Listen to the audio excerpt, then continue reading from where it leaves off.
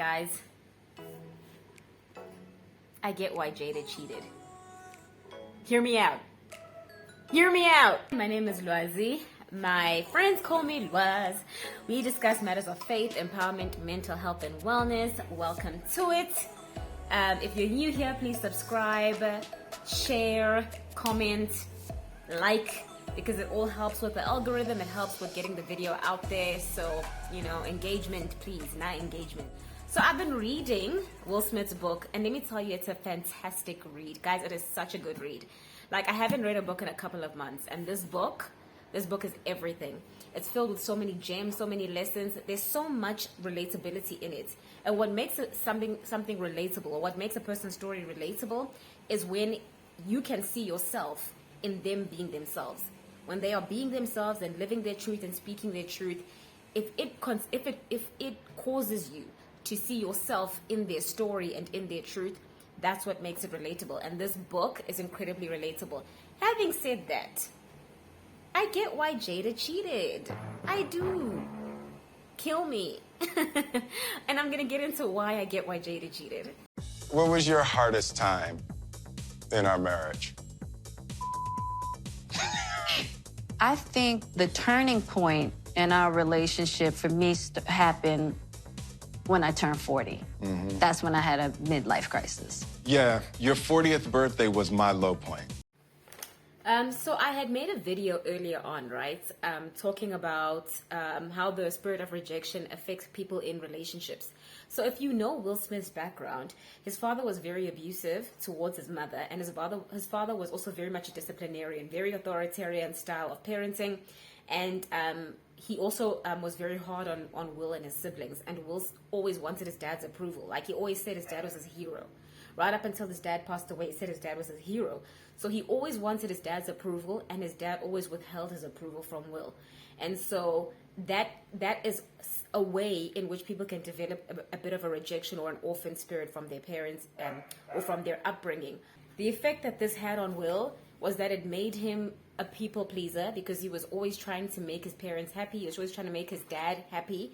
It made him a people pleaser, and it made him a very clingy partner. Like, he constantly needed validation, because there was such a hole inside of him because of this rejection that he had faced growing up, mostly from his dad, and because he grew up in a chaotic environment. There was such a gap inside of him. And it's not a criticism, it's an observation, and it's something he's also very self-aware about, that much of the validation that he required came from women. Like, he needed female validation. He specifically needed women to love him. But the way that he needed love and the way that he needed validation was overwhelming for his partners. And so I remember watching the Red Table Talk, and his ex-wife Cherie had said to Jada, like, Will is not an easy guy to deal with. Like, he's not easy. And Jada was like, I know.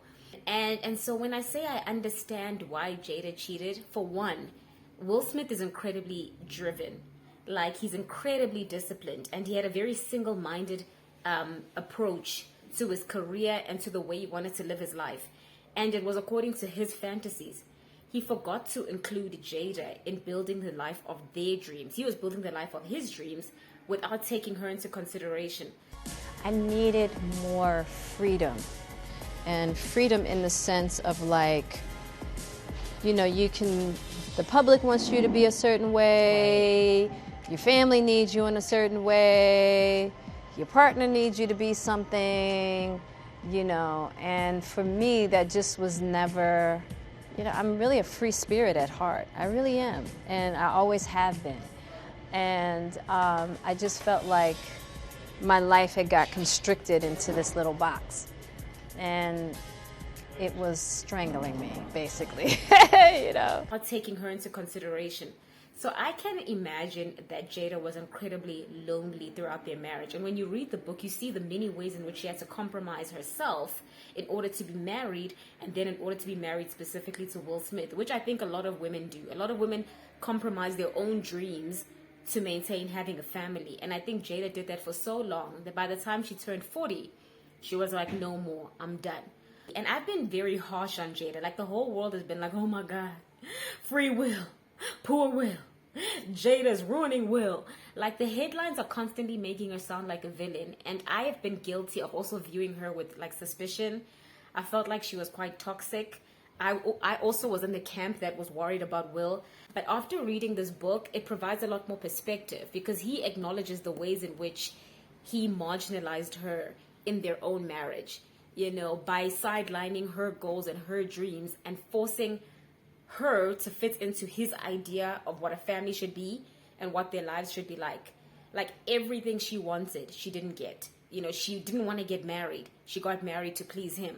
She didn't want to have a wedding. She had a wedding to please him and her parents and her mom. She didn't want to conduct her life in such an open, loud, and busy way. But he built a career that incorporated so many people. He constantly had a team around him. That was not the life Jada wanted. She wanted to live on a farm. She wanted a quiet life. So I think a lot of women compromise themselves for the sake of being married. They compromise themselves to fit into the definition of what a wife is supposed to be for the person they married. And Jada woke up at 40 and she was like, I'm miserable. And Internally, our family was winning, right? And there was a period where mommy woke up and cried 45 days straight. I started keeping a diary. Damn.